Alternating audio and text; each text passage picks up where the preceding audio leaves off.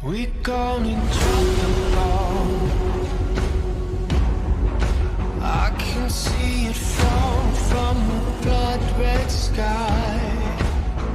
We got to fight it off, and we race until we see the whites of their eyes.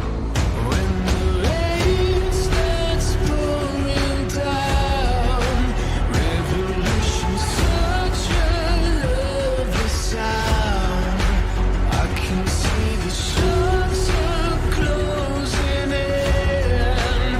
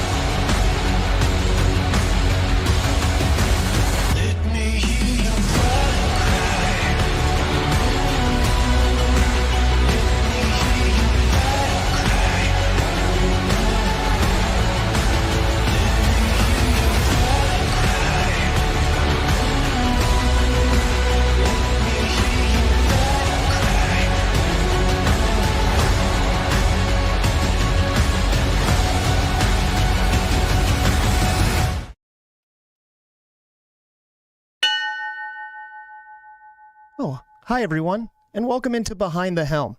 If you want to watch this show live, tune in every Thursday at 4 p.m. Eastern Standard Time on Facebook, YouTube, or Twitch. Make sure to leave a comment down below, and we'll respond live. As always, find it, like it, share it, follow it.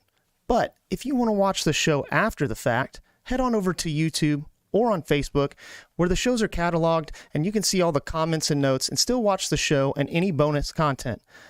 If you just want to listen to the show, head on over to Spotify, Apple Podcast, Audible, wherever you can find a podcast, and just search up Behind the Helm. Enjoy the show. Episode number 8, Season 2, Episode 8. Welcome into Behind the Helm. You're here with Chief Dowden. And as we've been moving along, going every other week since things have slowed down, it's time to continue moving on with these different things about moving and what to do.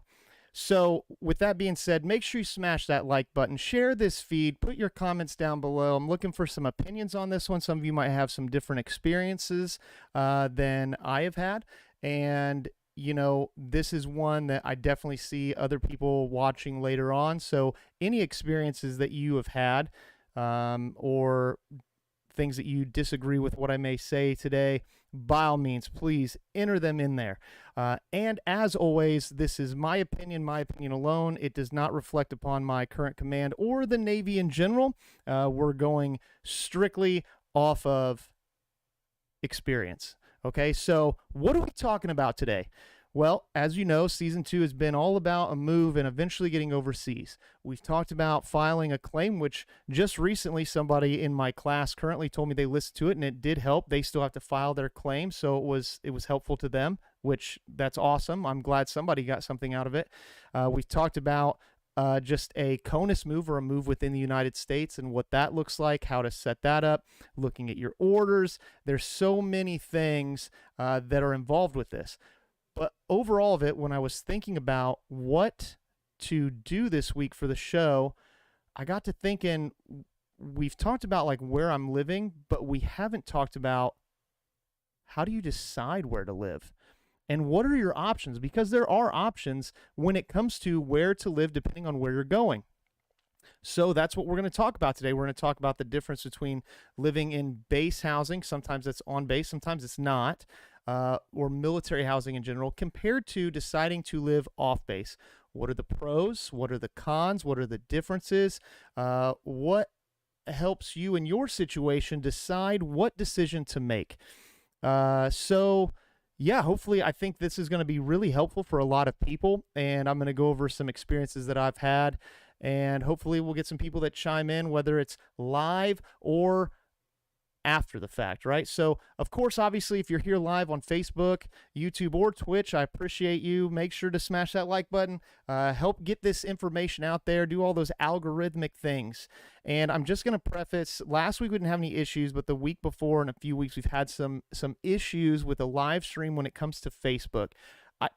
I don't know why, but YouTube has been running just fine. By all means, Facebook is kind of the easiest way for me to get information out and share it.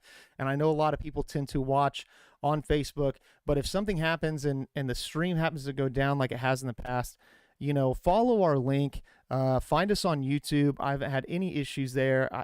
I don't know, Facebook, Meta, whatever you want to call it, been having issues there. So YouTube seems to be pretty stable.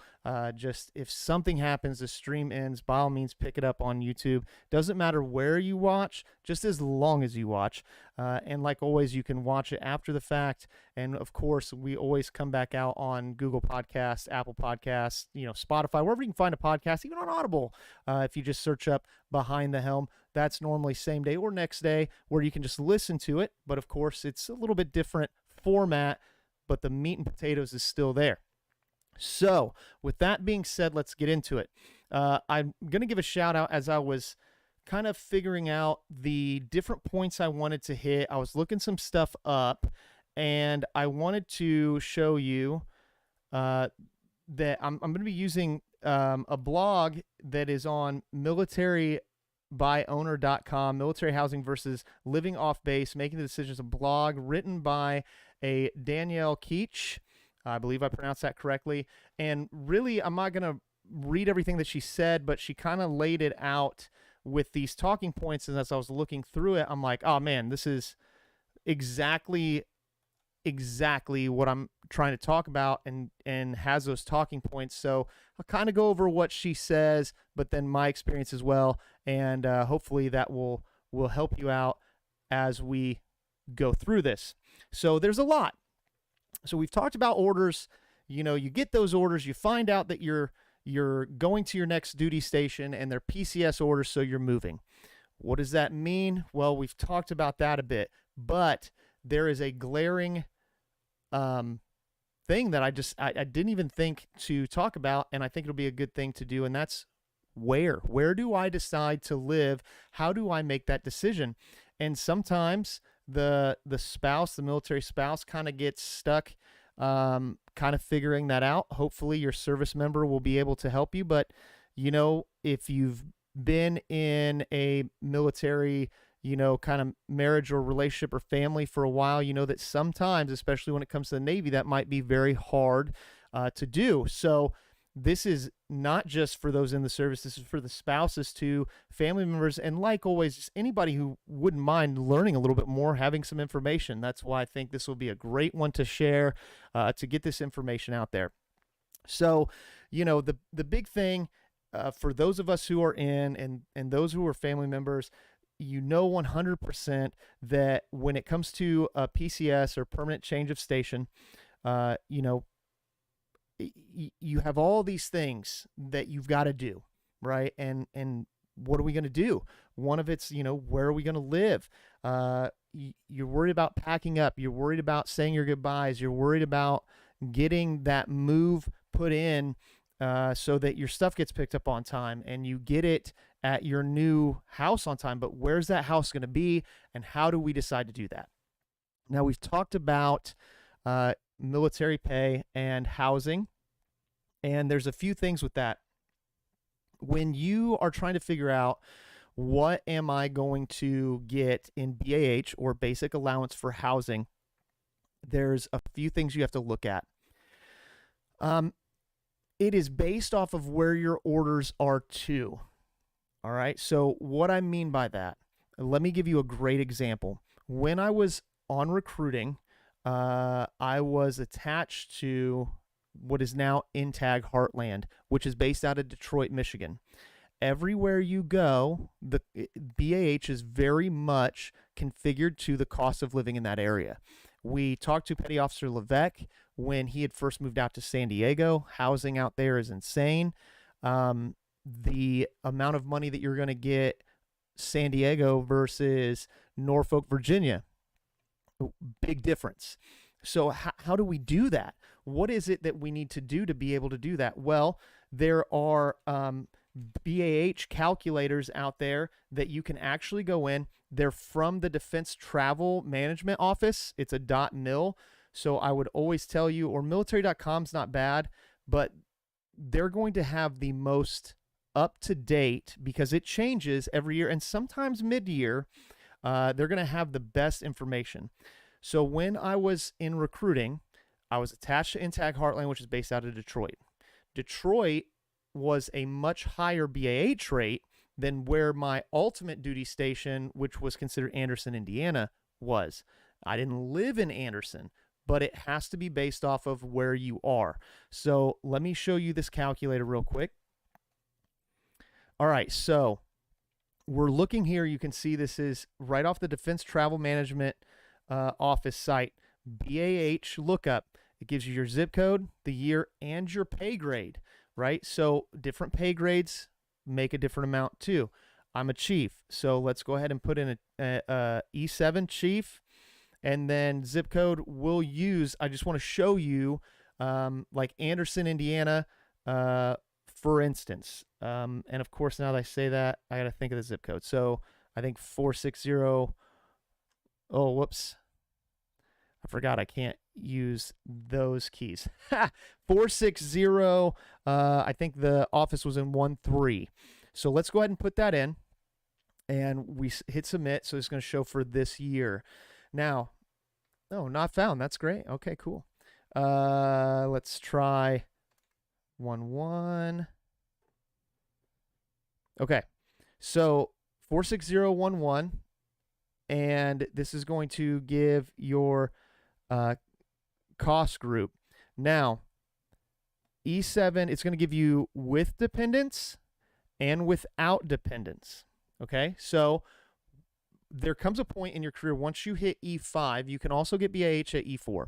Once you hit E5, you're not eligible to stay like in the barracks anymore. You're making more money, you're farther in your career, it's time for you to go do your own thing, and you can do that as a single sailor. Okay, you don't have to be married, but E1, I mean, you could be an E1 sailor, soldier, whatever. If you're married or you have a family, you get BAH because it is to provide a home for your family. So 46011 with dependents, 1,944. Okay, that is not your pay. That is on top of your pay for housing. Now, there is no military housing where I was at. Okay, so you pretty much have to go off of that, which we'll get into the pros and cons of that in a minute. Now, just to show you the difference, it's not the same everywhere. Okay, let's look at Dahlgren, Virginia. Okay, so we're talking, you know, a different area, different cost of living. So that zip code is 244. I had to stop doing that. 22448. And we'll hit that. Now you can see here with dependents, it's a big difference, $2,553. Now, that is 100% because of the cost of living where you're at. All right, so living in Anderson, Indiana, compared to Dahlgren, Virginia, they do all this research, and the cost difference is obvious. Okay, so you have to look at that. You can look at where you're going, and figure out, okay, what is my BH going to be, and then that's going to also help you start making that decision. Now, Navy is a little different than most branches. And I say that because when we talk about military housing, a lot of people will say base housing, like on base. Not every Navy base has housing on base. There's a good reason for that. All right, Dahlgren is a little different. It's a smaller base. We don't have ships here. But if you look at San Diego, if you look at like Norfolk, you got to think, you have a carrier that has 5,000 people on it. And that's just one, plus a bunch of other ships. You're not going to have enough room within the base to have housing within the gates. So what they have is military housing where it is a community. It's anybody can technically drive through there, but it's only going to be military that are in those houses. But a lot of different places have on-base housing, and then sometimes it's just military housing. So understand that. Understand where you're going, the base you're going to. You're going to have to do a little research of that. All right, so what we're going to do is we're going to kind of talk about both. I've done both. I've lived on base, I've lived off base, and I'm going to give you kind of my experiences, and we'll go from there. Now, again, you're here on episode number 8 of season 2. We're talking about the difference between military or on-base housing versus off-base housing and how to make that decision. So make sure you share this feed, smash that like button, and let's get on with it. So we're going to talk about living in military housing first.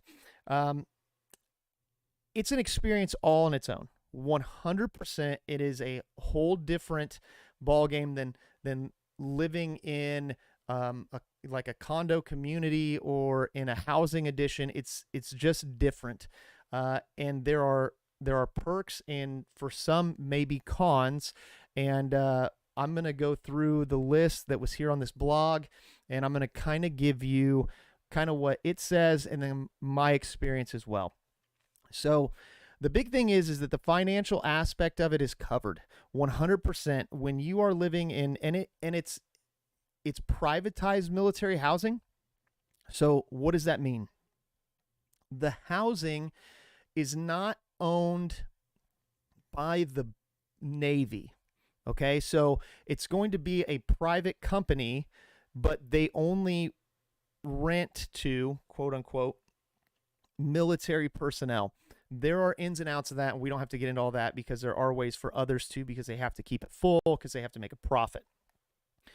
But almost 99% of the time, it's going to be military families. Okay, so when it comes to military housing, you're getting this BAH.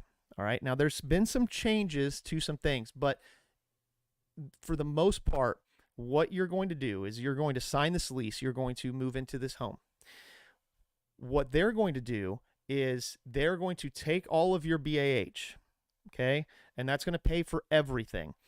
Think general, okay? So electric, gas if there's gas, waste management, water, sewage, all of that, all right? It's not going to pay for the normal, well, it's normal to us now, but the extras. So cable, TV, internet, things like that. That's still going to be on you. All right. BAH is to cover the housing. Now, there have been some changes, and one of them very recently. You can have pets, but there are certain ones on bases that you can't, like what they consider, quote, farm animals. So, you know, you're not going to have your goats out back. You're not going to have, you know, even when we moved, we had a rabbit. We had to rehome it because even though it was, you know, inside, that's considered a farm animal, quote unquote. So we couldn't have that. But like your normal stuff, dogs, cats, you have that, you know, you have a fish tank, whatever. There's been a change where now you do have to, just like any house that you rent, there may be some cost with having animals as far as dogs. You know, when you're not paying that extra money, unfortunately, some people take advantage of that. Dogs tear up stuff, and it's a cost. All right, so they did have to implement that. However, you know, it's not as high as other places. The other one would be the electric. Used to be your BH covered everything. But again, there was some issues. This was implemented years ago, where, okay, well, I live in military housing, so, you know, I can run a server and I can run, you know, my space heater nonstop, this, whatever. And the cost ratio was just not working out. So they have basically an energy efficient, clause where you get, a quote energy bill, but really it's showing you your energy use, and it shows you where you're falling into this. So as long as you stay below the norm, you don't pay any extra. But if you're using way above, you may have to pay out of pocket. I will tell you that myself and my wife are, I don't want to say that we're energy, like super conservative or anything. Like, you know, we always have a TV on. Like when we leave, we put a TV on for the noise for the dogs. We go to bed with a TV on. You know, there are certain lights in the house that we just leave on. And the ones that I've gotten here, have been very, like, I'm always below. And yeah, that's a good point. Somebody said also certain breeds, on base, you can't have restrictions. Just like any house, that you rent, there are certain dog breeds that, when it comes to pets, are still not allowed. Now, me as an animal lover, even some of the house ones, you know, me and my wife were just talking about this the other day. I think that some of them, it's, again, my personal opinion, it's kind of crap, because some dogs just have a bad name. You know, the first one that jumps to mind are pit bulls. Most places, like housing, I mean, you can't have a pit bull. And to me, it's wild, because pit bulls are some of the most loving dogs when you have a good owner. You know, and a long time ago, pit bulls were literally called babysitter dogs. Like, that's who babysat your kids. They have a high pain tolerance. They, you know, put up with kids well, but they've gotten a bad name. You know, it's going to be the normal things that you see: pit bulls, chow chows, Dobermans. Always do that research anywhere you're living, on or off base. But there are certain restrictions. Thank you for pointing that out. There are certain restrictions when it comes to certain dog breeds. So even on base, that is a thing. Okay. But again, financial is covered. Pets, it's a good point. There are certain pets on bases you can't have, and even certain dog breeds. Again, just like in private housing, off-base housing, you're going to run into that. So it's something to look into, right? So the big thing I wanted to point out there was, the energy and the pets. The other thing, when it comes to, the financial aspect is covered. It's a pretty clean process. You don't have to worry about, I'm not paying an energy bill and a gas bill and a waste bill and this and that. They're taking your BAH and it's all taken care of. So it's a little less that you have to deal with, right? So that can be beneficial, especially, really to anybody, but like to maybe even a young couple, it could be a good thing. It's kind of part of the reason that myself and my wife decided to live on base. We could have lived off base, but timelines, stuff like that for us, setting up a lease, setting up all the utilities at the time, we felt it was a better option. So these are the type of things that you have to decide on your own, what's going to be best for your situation. So financial aspect is covered. BH covers it. You're not going to have that extra. I mean, you're still going to pay for your internet, your phone, stuff like that. Okay. Moving on, the next thing when it comes to military housing or on-base housing is that it's a tight-knit community. Oh, that's a good point. Man, Michael Smith out here just dropping bombs. That's a good point. One thing that he just said was, no credit checks and no deposit as far as he knows. And 100%, yeah, that's true. So since we're on the financial aspect, that's a very good point. You don't have credit checks. You're in the military, so okay, you're good, and you're not going to have that security deposit outside of the pet thing. This just happened. I think end of October last year, where they're doing more of a pet deposit thing, and again, I think that's commonplace, and it's keeping you from really just letting your animals mess stuff up. But you're not going to have most of the time, if you're renting somewhere, right, where you're paying first month plus a security deposit, which is the same as your month rent, which you may or may not get back when you leave. Hopefully you do, just depends. You don't have to worry about that. You're not going to have a security deposit. Great point. Thank you very much. So again, moving on, the next point was the tight-knit military community. So what it says on this blog is the military community is known for its strong supportive community. There's something special about meeting people that you may otherwise have had nothing in common with, and connecting with them. If the rest of your life takes place off base, work, school, etc., living on base is a great way to keep your foot in the community while you pursue your interests. And I would agree.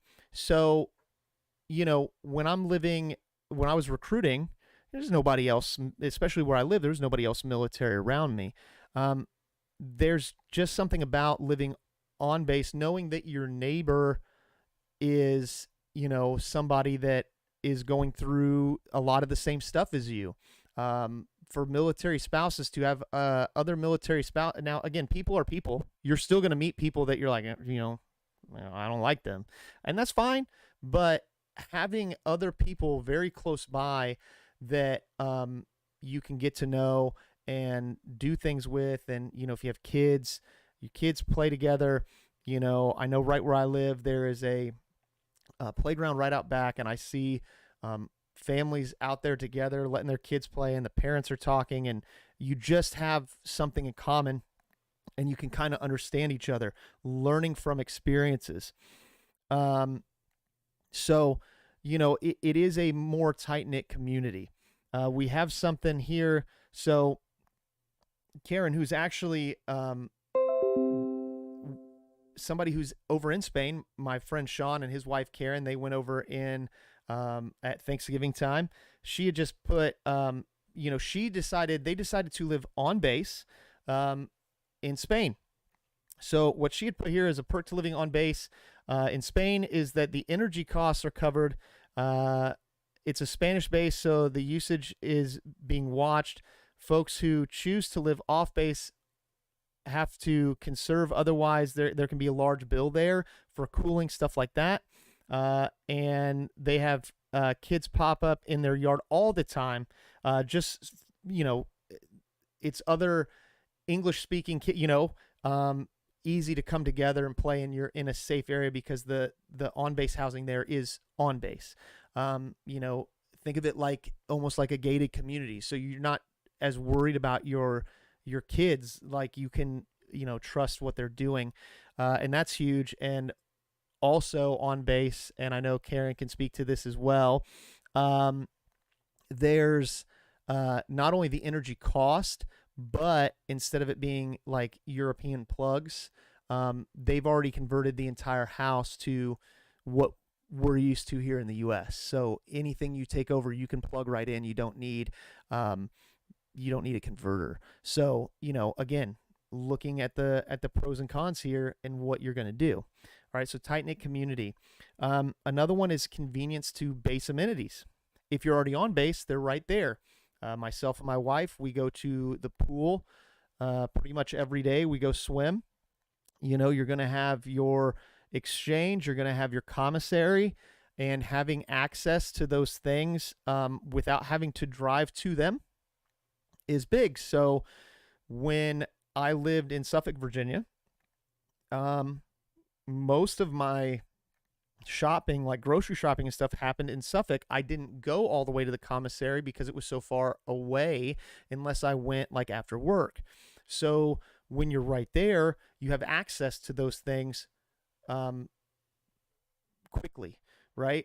So here on base in Dahlgren, there's a bowling alley, there's a movie theater. It's going to cost you less than going out in town. You have the commissary, the gym. You're not paying a gym membership. It's free for you to go there. It's a nice gym. The pool is a nice pool. We don't have to pay to do that. So having the convenience of those amenities being on base, it would be very, and I mean, there's a Subway here, there's the galley, and even, my wife can go and eat there because more of like a restaurant, like she pays, and I do too because I'm in housing. But realistically on Dahlgren, being that housing is on base, you could live here and never have to go off base. You don't have to. There's everything is here that you need. I would encourage you to go out and experience the community that the base is in. However, it's possible. And a lot of bases, especially, somebody else just popped in and said events for children, 100%, especially Dahlgren. I will tell you, Dahlgren's kind of out in the middle of nowhere, and the MWR here does a lot for the single sailors. They do a lot of events for kids. There are specific things for kids to do. They try to do those things because it is a little different, so there's just a community that is trying to make sure that there are those things for families to do. Just because obviously here in Dahlgren we're not getting deployed or whatever, but just because your husband, wife, significant other is deployed, yes, you're still here. Yes, you're still part of this military family, and we want there to be things for you to do, right? So it's very convenient, and just those amenities, being able to have those, and you as the service member not having to be there for that. Your spouse and your kids being able to take advantage of that. There's a library right here on base. Again, Dahlgren is small, but I mean, it's a library. It's there. They do events at the library, like book reading. They have like a Lego club, all kinds of things for kids and stuff to do. So again, kind of looking at, hey, where am I going to live? You look at the amenities that the base offers too. Because, I mean, you could live off base and still live very close to the base. So it just kind of depends. But understand those convenience of those amenities could be a big deciding factor. So our next pro would be, and I might disagree with this one, but I'm going to read what it says. The next point that they make is more bang for your buck. Maybe. Living on base puts you in close proximity to everything you need, like the commissary exchange. We talked about this, the health clinics, hospital gym, the chapel, counseling, sometimes mechanics, sometimes gas, depending on, what base you're on. The service member is also right around the corner from work, which can be a great thing, especially like say here at Dahlgren, like on my lunch break, I can literally come home for an hour, but more bang for your buck sometimes, right? So the other thing to look at when it comes to military housing is looking at what you're eligible for. Get out. We talked about this when it comes to a move. Get out and ahead of things. Do your research. Okay. All right. I'm a E7, E6 with dependents, whatever. Who runs the base housing? Is it Liberty Military Housing? Is it so forth? Whoever. Don't just go on their site and look at what they have. Send an email, make a phone call. Hey, I'm an E6, I'm an E7, whatever. With dependents, this is how many dependents. What do I qualify for as far as housing? What type of housings do you have that I would be eligible for? Great example. When I came to move to Dahlgren, we decided we were going to live on base. It was just a smart decision for us at the time. The house that we were renting in Indiana was 1,986 square foot with a attached 2-car garage, a fenced-in yard, and it was full. So, and it was three bedroom. When we were moving here, I made a call. They said, hey, you qualify for a three bedroom home. Great. Which here are considered their bungalows, which has a detached 1-car garage. It's 3 bedroom. Most of them are 3 bedroom, 1 bath, and most of them are 1,300 square foot or less. It's not going to work.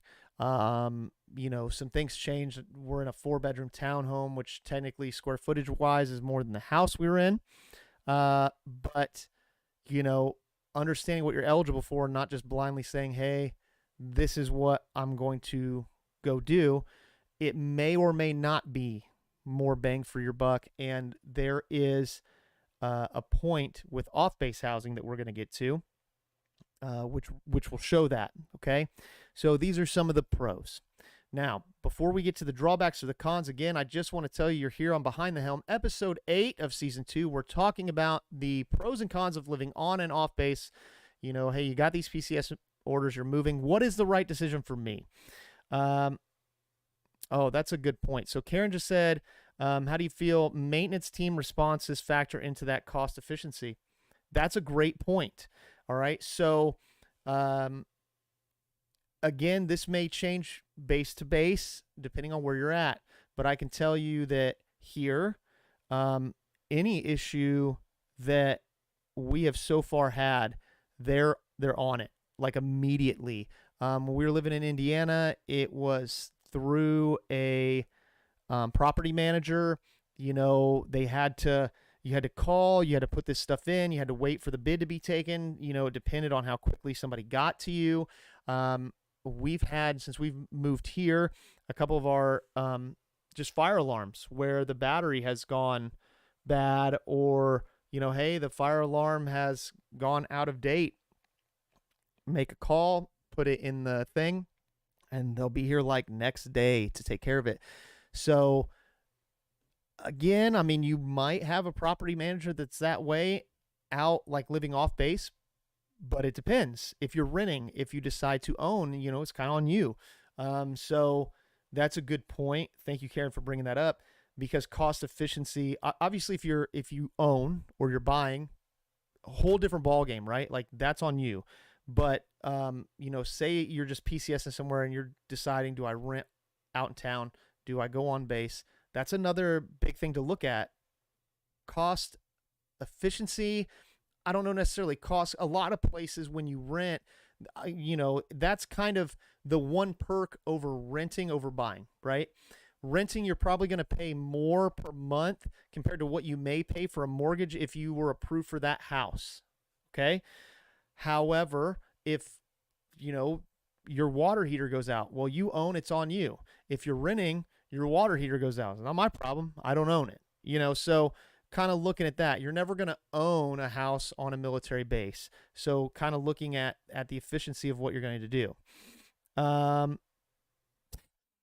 So my wife, Claire, is deathly afraid of snakes. I mean, it doesn't matter if it's venomous or not. She doesn't care. It's just, it is a real fear, and she's scared of them. I wasn't here. She was pretty sure there was I know she saw it. There was a snake in the house. She locked herself upstairs, called me. There's nothing I could do. She called housing. They sent somebody over. We never did find it. It didn't want to be in here. I'm sure it got out, however it got in. And, they were here instantly. Obviously she was really upset. I think that helped, but, again, I can't guarantee that it's going to be that way on every base, but it definitely is here in Dahlgren. Okay. So let's move on to some of the drawbacks of military housing. Hey, there's some great pros. What are some drawbacks? How about a lack of privacy? Very much so. The military community in a whole is 1%, right? 1% of the population. So military housing communities tend to be even smaller. And with that being said, some of it, think of it, are almost comparable to like living on campus for school, is the way they put it in this blog. And yeah, sure. Like the townhomes that I live in now, it's 4, bang, bang, bang. Some do. I can say here, you don't have, a fenced in yard. Even the separate houses here, like the bungalows or even the bigger officer housing, they don't have a fenced in yard. You can't do that. Like there are bases that do, but know that. Everyone's in each other's spaces. You're going to have people walking around. It's military, your neighbors. This says, now your neighbors knowing that your spouse is deployed or something is out of the ordinary can provide reassurance that your neighbors have your back. It's not like, well, I have to worry about my neighbor robbing me or something like that. But it also means that there's less privacy than living off base. Kind of everybody kind of knows for the most part what's going on, and a lot of the housing and stuff is very close together. So you can see that being kind of a drawback. Okay. Just understanding that, right? You're going to lose a little bit of privacy. You're not going to be in military housing and have a couple acres out back, like not military housing. Like that's not going to happen. Okay. So that is one drawback. The next one that's said here, and I agree, are that, there are few options. Yeah, depending on where you are, like Dahlgren, there aren't a lot of options. Okay, so you are limited to what they have.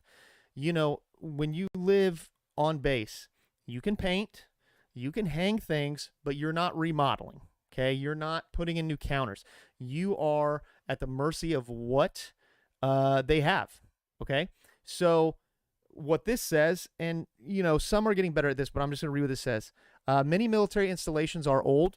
A lot of the military installations have been around for a long time, which means many of the housing options on base are also old. If not recently updated, you could end up living in less than ideal homes. What does that mean?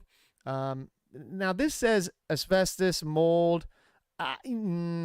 No, you got a mold issue, you let them know. Like they're going to take care of that. That's huge. But it also says like out of date furnishings. It says dirty flooring. No, I haven't seen that. While any military housing you live in should be up to code, you'll likely forfeit desired amenities when you choose to live on base.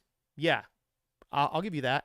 Out of date furnishings. Yeah, I'll give you that.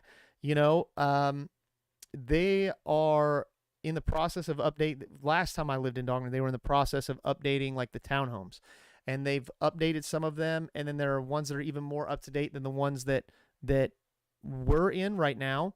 And a lot of them were, when military housing is put in, very kind of cookie cutter put in. You're not going to have like the nicest, newest cabinets. You're not going to have the nicest, this, that, whatever. You're not going to have the brand new stove, glass top, that type of stuff. That could be a fallback. Okay. 100%. So that's something to think about as well.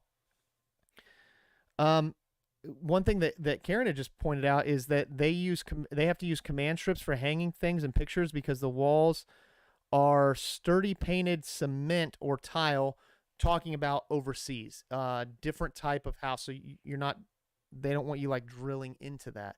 Now here again, looking at the style of house, right here, it's drywall. We have some things hanging by command strips because sometimes it's just easier. But nails, screws, you can anchor things. That's fine. There's nothing against it. Again, looking into the housing that you're getting on base, and even if you're renting off base, there's some places like you can't paint, you can't do this, so understanding that is big. You have to look at both sides. It's not, hey, I'm in military housing, I can do whatever I want because I'm military. No, there are still aspects of that. Okay. And one of the last cons here is detachment from the local community. Sure, I could see that. What it says here is when you live on base and everything you need is in a small community around you, it becomes more challenging to be part of the community outside of the base. It can feel isolating and even at times suffocating. So if you live, work, get groceries, and receive health care on base, it might be a good idea to find a reason to leave, maybe for church, school, just to go shopping. Again, like I said, you can easily, on especially bigger bases, you can be on base, right? And everything you need is there. You don't have to leave base. But with that kind of lack of privacy, it can be a little suffocating. And it can make it feel odd when you go off base to your area. So it's something to think about. My dad's on. Hey, Dad, I see you. So it's another thing to think about. Living on base, it can be very easy to be like, I don't want to deal with going off base.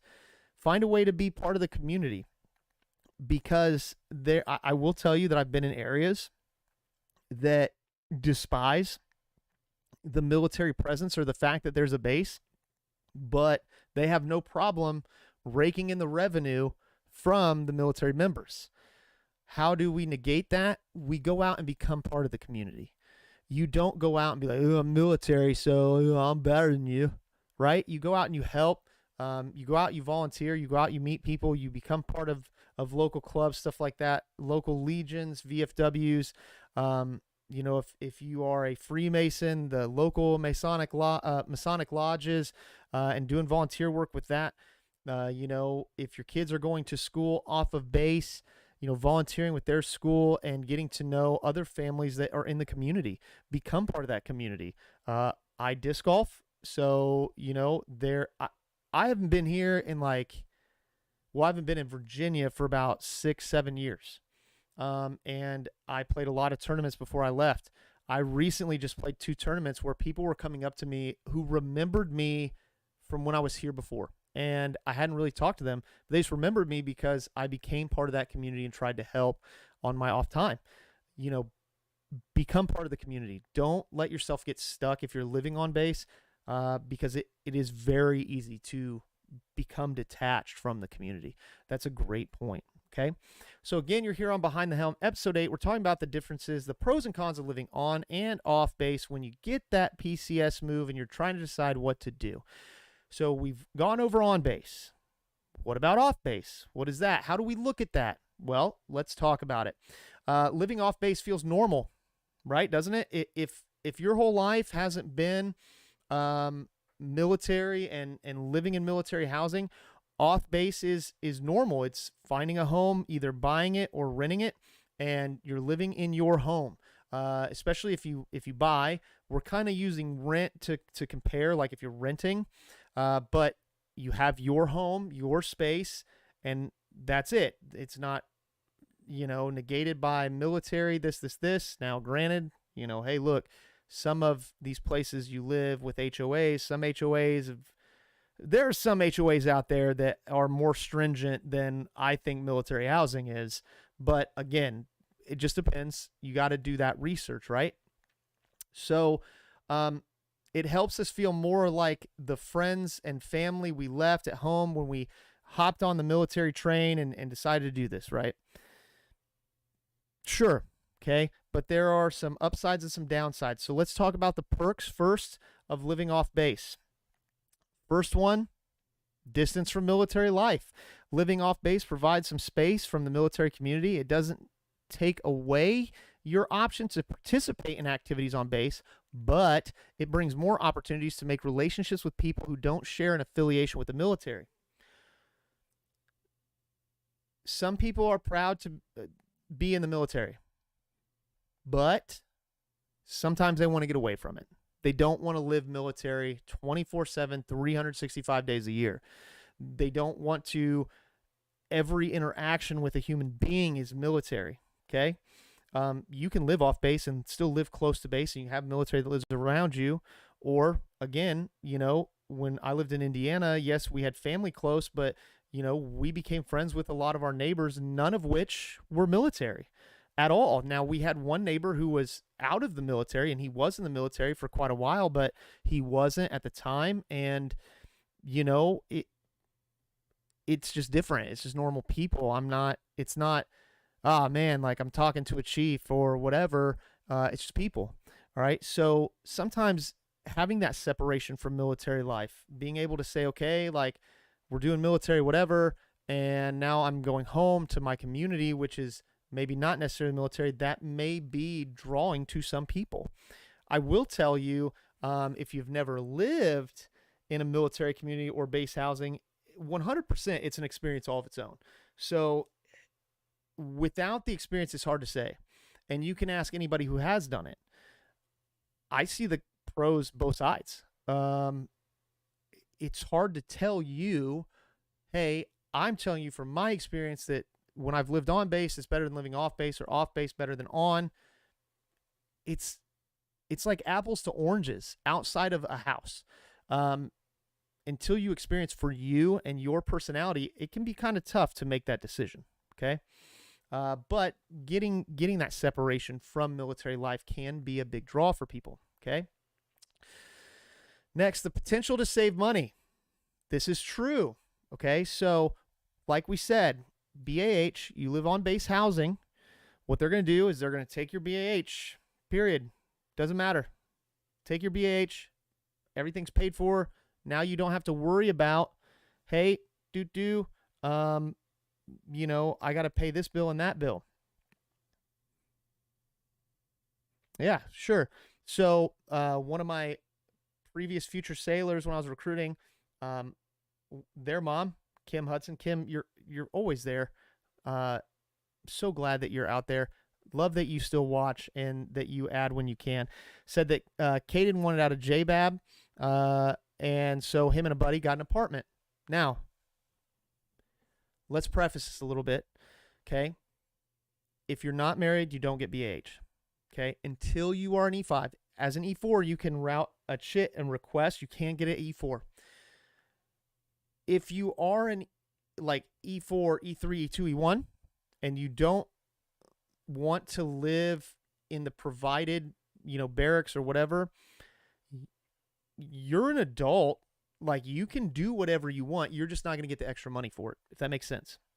Right? And I know even like E5s, E6s that are like single, that what they'll do is they'll go in on a lease together. They're getting their BAH, but like, hey, I'm going to have a roommate and we're both on the lease, so we can turn in the lease. We get our BAH, whatever, and they split the cost. So that's one way to save money, right? You don't have to live by yourself. I mean, if you're a single guy or a gal and you want to live with somebody else who's single, like, it's not like mill to mill where one of you's going to get full BH and one's going to get half. You can do those things, and you can do it when you're not getting BAH, but then it's out of pocket. So, keep that in mind. All right. Um, somebody had just, Smith, somebody in my class had put out, you're not allowed to work on your vehicles on base. That depends on where you're at. Like here on base, there used to be, most bases will have like bays that you can rent. Here, unfortunately, during COVID, it closed. It may be permanently closed. I don't know that it'll ever open. That was one of the pros that I had said before, depending on the base that you're at. Here in Dahlgren, they don't want you working on your vehicles in housing. Okay. Now look, if your garage is cleared out and you pull your vehicle in your garage and your garage door shut, who's going to say any different? But they don't want you doing it in the driveway. Again, there's just certain stipulations, and there's certain stipulations in any housing you live in, but I know here on base, they don't want you doing that. So, you got to, if you're somebody who works on cars, maybe like you're that guy and like people bring their vehicle over to you so that you can help them do whatever, make sure, even some places you live off base, an HOA may say you cannot work on your vehicle, whatever. Or another thing is boats, RVs, golf carts, things like that, right? Off base, on base. This is a little bit of a tangent, but that's okay because what you just brought up is a good point. So where we lived in Indiana, we had a golf cart and it was registered in the town and we would take it around. My son loved it. But we made a call because I'd been here at Dahlgren before, and there's a town real close by called Colonial Beach where literally they drive golf carts all over the place. And I thought about the size of Dahlgren and the things here, and I thought to myself, man, like, be awesome to have my golf cart here, has turn signals, has brake lights, everything. So it was a thing that I made a call and asked. And they weren't 100% positive. Housing-wise, they had to look at the base policy. Base policy was no, couldn't have it. Okay, like that was, that could be a deciding factor. Parking a RV, a camper, multiple vehicles. Sometimes there's limits to that. I know going over to Spain, certain housing off base, you may be limited to parking spaces depending on where you live. These are other things that you kind of have to look at too. What is allowed? What do I have and what's allowed in my community? Hey, my son, rides dirt bikes and, this and that. And so do I. Can I have those? Recently here on base, there was an issue where nobody was hurt, but on this base, you can't have paintball guns on base. They're illegal on base. You can have guns. Like I can have my firearms here if I want, but some places it's a little different as to what you can and can't have. So that's another thing to think about, right? What is allowed on base that's not? What can I have? What can't I have? What am I allowed to do? Certain bases are different. Certain housing is different. So you always got to look at that, right? But that could just be the community that you live in. So potential for saving money. Okay, let's get back to that. I got off on a tangent, but those were great points. Base housing, with a few exceptions, takes all of your BH, like we talked about. If you choose to live off base, it might be possible to save money by finding a home well within or under your housing allowance.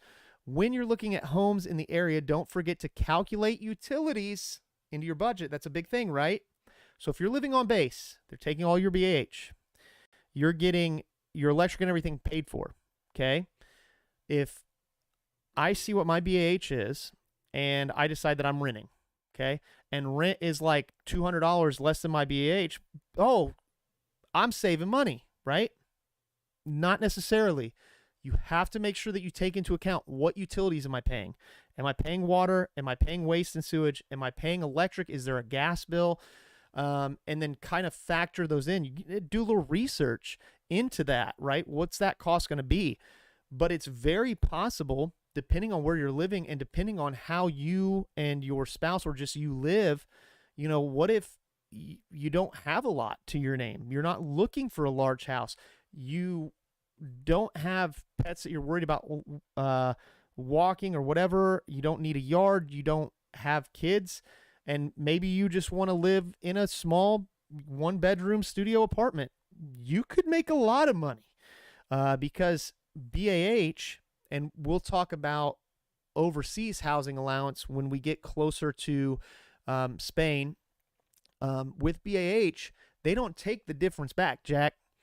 You have your pay and you have your BAH. That is a set amount. They're going to pay you this amount. If let's just use round numbers. Let's say your BAH is $2,000 for where you're at, but your rent and all of your utilities adds up to $1,500. Do they take that $500 back? No. You can put that in savings. You can use it to do whatever. That is your money. So it is, it's up to you to decide what you're going to do with that. That's a good point too. Another thing that Karen had pointed out is, and this is over there, and this is really anywhere. She was talking about vehicles being broken into, but crime in general is a thing to think about. I mean, when you move, when you're not in the military, that's something you look at, right? What is the crime in this area? What is the school district? What is this? You're not looking at that as much on base, right? The way I grew up, we didn't lock doors. We just didn't. But you can't really get away with that anymore. My wife is very set in locking doors, and even on base locking doors. And I tell her all the time, like, you really don't got to worry about it. You just don't, but it's a peace of mind thing. Does crime happen on military bases? Sure. If I say it doesn't, there are going to be people on here, well, what about this Netflix series and this and this and this? Okay, it happens. It does happen. Statistically, though, total numbers, it doesn't. It doesn't happen. It just doesn't. I don't have to look, if I'm going to live on base, I don't have to look at a registered child or sex offender list. It's not going to happen because you're not going to be on base. It's that simple. I don't have to look and see if 2 doors down is a registered sex offender. They're not going to be there. All right. So, there's other securities when it comes to on base of thinking about that. But the big thing, like I said, there is a potential for you to save money if you're somebody who can be on a budget. However, you have to take into account that you are going to be setting up these utilities, and you're not just paying one price, right? I'm paying the rent or the mortgage, I'm paying electric, I'm paying this, and you have to take that all into account. All right, what is the next pro for off base? A broader selection of housing options. Yeah, absolutely. You are not stuck to what is available for your rank with your number of, oh man, thank you. One of the old Army recruiters, Lick Lighter out there. Hey, buddy, said that stash is looking good. Thanks. Let me rest it right here for you. Look at that. I know. Thank you. Got to go back to the ship with authority, man. I appreciate that. But the option, the broader selection, right? You are not stuck to what rank are you, how many dependents do you have. This is what we have for that. This is the selection. It's just like going out and looking for a home. Like, you can select where you're going to live, the type of home, the layout. You're not stuck to certain things. You're just going to have a much broader selection of your choice. You can work with a real estate agent, even if you're renting, to say, hey, this is what I'm looking for amenities wise. You're using Zillow, you're using whatever. You can put in your amenities for exactly what you're looking for and find that. You're not doing that when it comes to base housing. You're limited, and that is one of the downfalls. The next big option is the option to buy a home. All right. Depending on what your orders are, whether it's 3 years, 5 years, even if it's 1 year, you can buy a home. And you can go back to previous episodes where we talked about that with Petty Officer Levesque. Petty Officer Levesque is one that's done that. I have not. But Petty Officer Levesque bought a home in and he's in Hawaii, by the way. I don't know if he'll get on or not. They're in Hawaii right now. He's in port. So if you're watching, man, you're probably not. You're out enjoying your time. We did send you a care package. I doubt you've gotten it yet, but it's on the way. Anyway, they bought a home in Virginia, and when he took orders to come to recruiting for 3 years, they sold the home, made a profit, and bought a home in Muncie, Indiana, and sold and made a profit on that home. So it's another way to not just save money, but potentially make some money. There are also those who will move somewhere, buy a home. Hopefully Karen doesn't mind me saying this, but Sean and Karen own their home here in Dogden. They were here for a long time, and they didn't sell their home. They updated it and are renting it. Now, there are costs that come into that and other things you have to deal with, but you can do that too. You aren't going to be able to manage your property as well, obviously, because you're doing whatever, but you may have to pay a property manager, but there's still potential to make money whether you decide to sell it or not. But you're not going to buy a house on base, right? And what else comes with that? The potential to make money if your mortgage is lower, potential to continue to build your credit. The other thing that gives you the option to do is to do whatever you want to it, right? I can't decide, like, I'm going to rip the counters out in this house because it's military housing.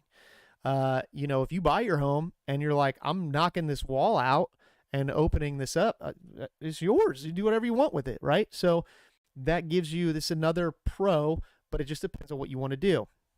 Let's see. I got another comment here. Smith said one thing that he loved about living off base when he was in Norfolk is your ability to be away from work and not be in the Navy mentally, right? That's one of the things that we brought up, right? That separation from the military community. Sometimes, I mean, you can be the most Joe Navy guy or gal.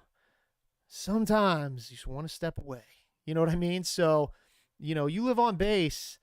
Especially Dahlgren here. If we're in the house and, we can't necessarily hear what our neighbors are doing all the time, but I can tell you when they're test firing, I hear every shot. I hear the siren. We hear taps. We hear colors. Not taps, but we hear colors. So you're enveloped, right? So being able to step away mentally gives you that, Smith, like you said, and that was a thing that was brought up on here too, that sense of quote unquote what we call normalcy, or before the Navy. Like, I'm at home, I'm a person. I'm at home, I'm Brad. I'm not Chief, right? I'm at home. I do sometimes make Claire call me Chief, but it is what it is. So, I just mean, like, you're not just living in it, right? But yeah, you have the option to buy. Now, here's some pros, right? What about cons? There are cons of living off base, and it'll be kind of the last thing we get to, right? So again, thank you all. You're here on episode number 8 of season 2 of Behind the Helm, talking about living on base, off base, the pros and cons, and how to look at it for your situation, right? We talked about the pros and cons of on base, and of course there are many, many more. We talked about the pros of living off base. Let's look at a few, I don't want to necessarily say cons, but let's look at drawbacks, okay? We talked about this a little bit, but all the bills. Unlike living on base where everything's included, you have to understand where you're living and what that looks like. Karen brought up a point like where they are, they're living in Spain. Off base in Spain, energy costs can be high. It depends. You got to pay attention to what you're doing. Talking to Sean before they left, here specifically in the area in the county that Dahlgren is in, there was a deficit money-wise when it came to water.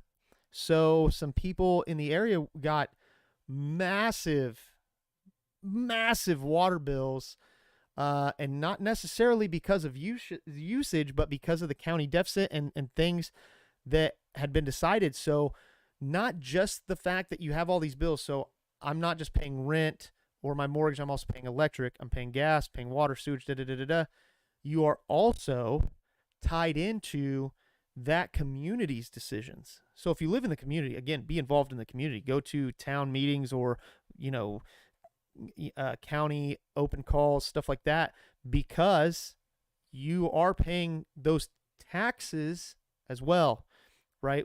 In your rent, you're paying that, or you're paying for an HOA. So get involved with that HOA, because that can change the cost of things going on. If a county decides to change things, you are subject to whatever the county is. You know, when I lived in Suffolk, Virginia, my vehicle was still registered in Indiana. I did not have to change my registration to Virginia, but if I would have had to have paid a property tax every year on my vehicle. All I had to do was submit my LES every year showing, hey, I'm still active in the Navy. I'm not registered. When I had a vehicle that was registered in Virginia, I didn't have to pay that tax. However, you have to look at that too. Water usage, electric. So not just the number of bills, but understanding where you live. How is that going to affect how those bills are? Okay, so something to think about. When we lived in Indiana, we're paying money to the city of Ingalls for our water. And if they made decisions or changed things, that's who provided our water. There was nothing I could do about it, right? So those are things to look into and could be a drawback of living off base. Another one is a longer commute for the service member. Sure, depending on where you're living, depending on how far away you want to get, could depend on how far you drive to work.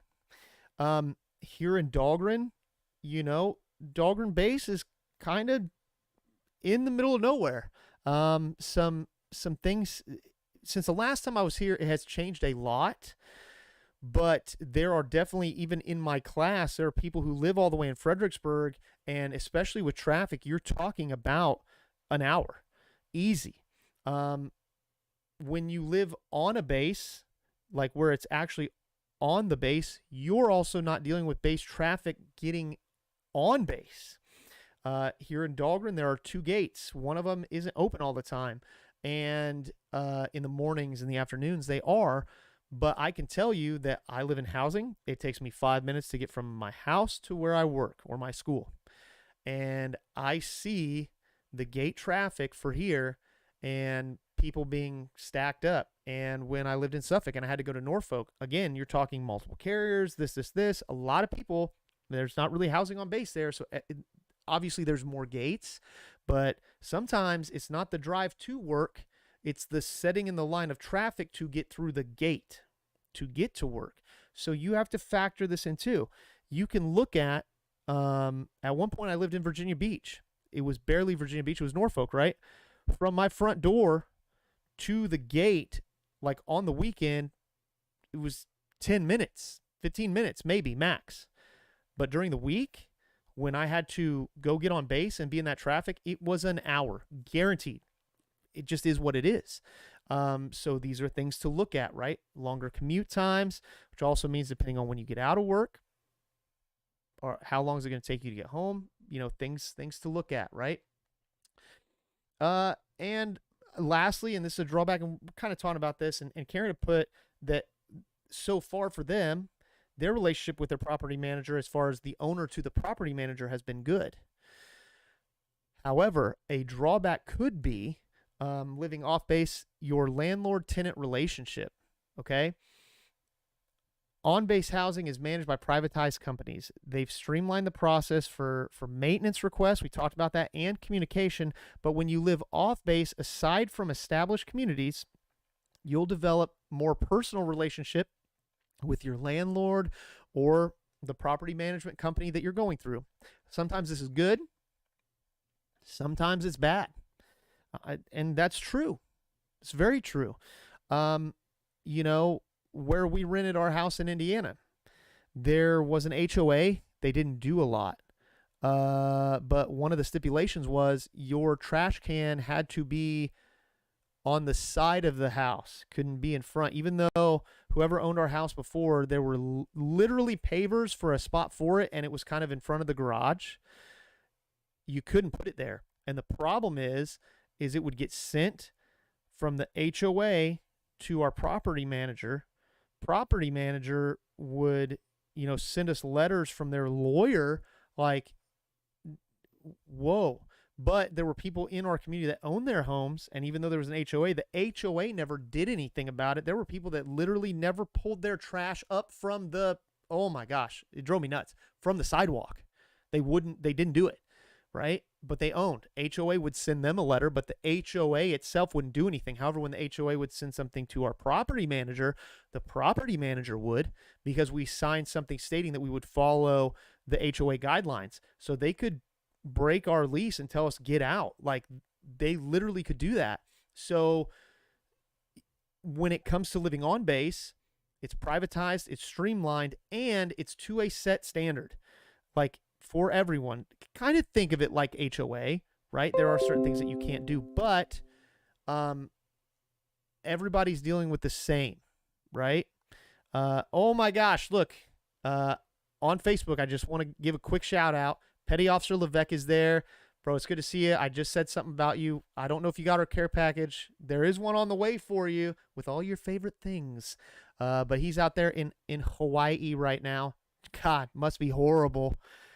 So anyway, I see you out there. I see that you're watching. It's good to see you, man. I hope everything is going well for you.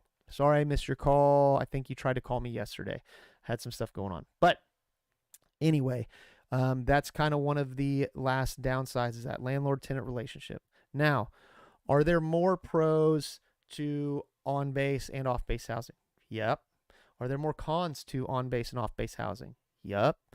But again, we've had some great posts from people who've added to what we were talking about today, and I really appreciate it. Karen and Kim and Smith out there, I appreciate your guys' input. And the hope is, like always, that eventually this will help someone. Somebody will see this and it will help them with whatever they're going through. Before we go, my next note for myself was area, and I think we kind of covered that, but understanding the area at which you're living and how far away from the base you may have to live if you're in, off-base housing, school district areas, crime rate areas. These are things that you have to look at. So it's definitely something to think about. And, if you're going to live off base, are you still having to go to base for everything that you need? Cost effective wise, is there a gym really close to where you're going to be living, but do you want to pay the extra because you don't want to be on the base to go to the gym? Are you going to pay for that gym membership because you don't want to drive to base every day, twice, 3 times, whatever? There's a lot of thought that goes into that. So the area is a big thing. Okay. So again, this was not the view of the Navy in any way, shape, or form. This is from a blog, like I told you guys, as far as the talking points and my personal experience, along with some of you out there giving your personal experience. If you're watching this later, by all means, still comment your personal pros, cons of on-base or off-base housing and your experiences, good or bad. It can be helpful, hopefully, to someone. And again, if you're listening to this on our podcast or the audio platforms, hey, always feel free to go over to YouTube and watch it live. It's a little bit different platform and how those things work. Now, just a reminder, up until things kind of start ramping up, we're going to be every 2 weeks. So next week there will not be a show. The week after there will be. I've got some things in the works. I'm going to work on finding somebody who either is or has recently done what's called a geo batch move, where you get PCS orders, but your family stays where they are and you move by yourself. What that is, what that looks like. There's a lot of different move things that we can cover, and I'm sure we'll still have some guest spots where we're not necessarily just talking about moves. So, there's some things in the works, but next week there will not be a show. 2 weeks from today will be the next one, and this will be up in audio in, probably about an hour. So, hopefully, maybe sometimes it takes longer to load on certain ones, but again, you were here on Behind the Helm, episode number 8 of season 2. Thank you guys so very much for being here. Make sure you smash that like button, share this anywhere on any platform that you're on. The link is in the description. It's on our page that goes to all of our different things, whether it be Facebook or YouTube. Facebook's been working all day today, but sometimes it doesn't. YouTube's been great. So until next time, I just want to say how much I appreciate you guys. Thank you so very, very much for tuning in, and hopefully this helps someone. Again, Petty Officer Levesque, I see you out there, man. Hope everything's going well. And for everybody else that was on between Smith and Karen, thank you for tuning in. Even my dad, Lick Lighter, getting on there, talking about my stash. I appreciate that. Appreciate all of you guys. Thank you so very, very much. Until next time, have a good one.